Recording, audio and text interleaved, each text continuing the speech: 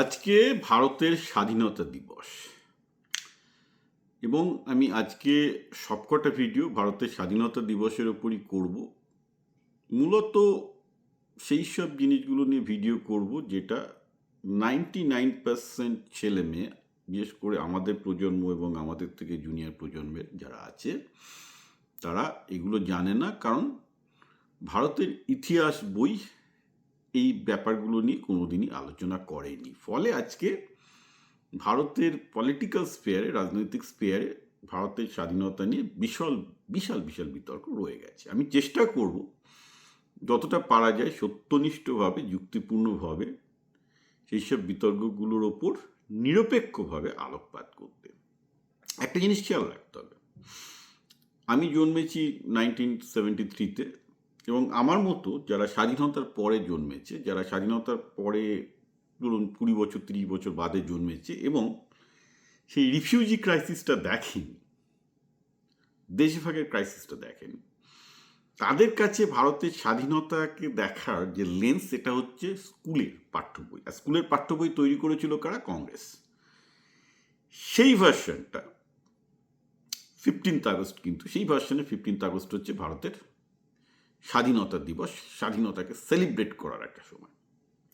On the other hand, ধরুন আমার বাবা জ্যাঠা যারা একদম তখন 7-8 বছর বয়স, পালিয়ে এসেছিল বাংলাদেশ থেকে, প্রাণ হাতে নিয়ে পালিয়ে এসেছিল, তাদের কাছে 15th আগস্ট হচ্ছে পার্টিশন, দেশভাগ। তাদের কাছে 15th আগস্ট কিন্তু স্বাধীনতা নয়, দেশভাগ। কারণ ইতিহাস বই লিখে চেঞ্জ করা যায় না, ইতিহাস স্মৃতিতেও থাকে। তা একটা খেয়াল রাখতে হবে, এই 15th আগস্টের একটা ন্যারেটিভ হচ্ছে ভারতের স্বাধীনতা, আর একটা ন্যারেটিভ হচ্ছে দেশভাগ। যারা দেশভাগের যন্ত্রণার মধ্যে দিয়ে গেছে তাদের কাছে দেশভাগটা অনেক বেশি সত্যি। এটাও প্রশ্ন উঠবে যে 15th আগস্টে যে দাবিটা করা হলো যে ব্রিটিশ চলে গেছে, মানে ড্যাং ড্যাং ড্যাং ড্যাং ড্যাং সবাই স্বাধীন, ভারতের সবাই স্বাধীন হয়ে গেল, এটাও কতটা ঠিক দেখার আছে। কারণ প্র্যাকটিক্যালি স্পিকিং বলছি, আমার দাদু এবং ঠাকুরদা এরা ব্রিটিশ শাসনে বহুদিন কাটিয়েছেন। এদের দুজনে ভীষণভাবে একমত হতেন না, সব ব্যাপারেই প্রায় আলাদা, কিন্তু একটা ব্যাপারে দুজনেই একমত ছিলেন, সেটা হচ্ছে এই যে ব্রিটিশ আমলে সাধারণ মানুষ অনেক বেশি অনেস্টলি থাকতে পারত, এত ঘুষ দিতে হতো না, এত দুর্নীতি ছিল না, এবং মানুষের জীবনের দাম ছিল বেশি, নিরাপত্তার দাম ছিল বেশি। It's coming from the people who leave that thing. So আমাদের জাস্ট ইতিহাস বইয়ে পড়ানো হয়েছে যে ব্রিটিশরা শোষক ছিল, অত্যাচারী ছিল, ডেফিনেটলি ছিল।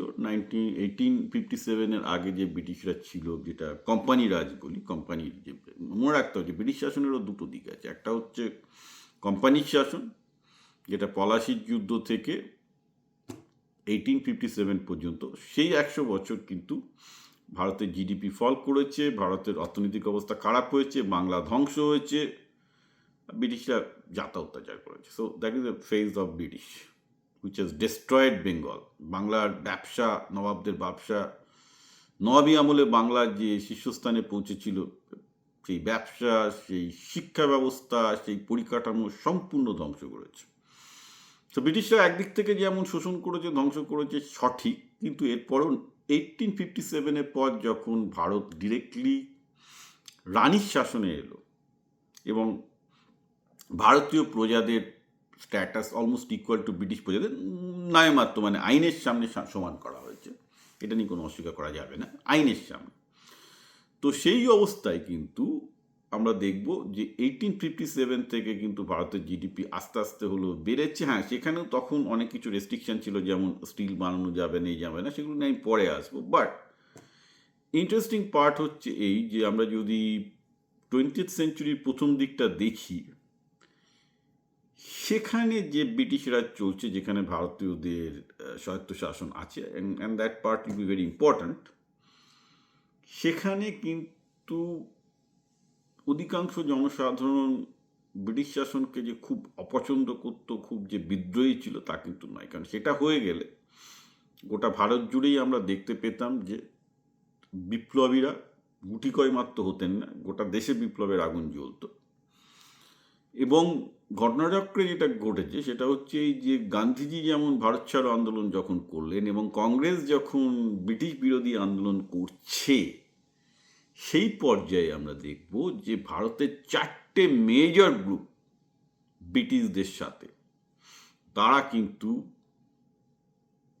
এই ভারতের স্বাধীনতা সংগ্রামে যোগ দেয়নি এবং তারা কখনোই স্বীকার করে না, and rightfully so by the way, they are not wrong either. আমি বলবো যে ভারতের স্বাধীনতা সংগ্রামের পেছনে কংগ্রেসের আদৌ কোনো ভূমিকা আছে। অধিকাংশ যদি আপনি, আচ্ছা তারা কারা প্রথমে বলিনি, এক হচ্ছে মুসলিম লীগ, দুই হচ্ছে হিন্দু মহাসভা, তিন হচ্ছে ভারতের এসটি সম্প্রদায়, আর 4 নম্বর হচ্ছে কমিউনিস্টরা। এবং প্রত্যেকে আলাদা আলাদা কারণ আছে এবং প্রত্যেকটা কারণে আমি বলবো।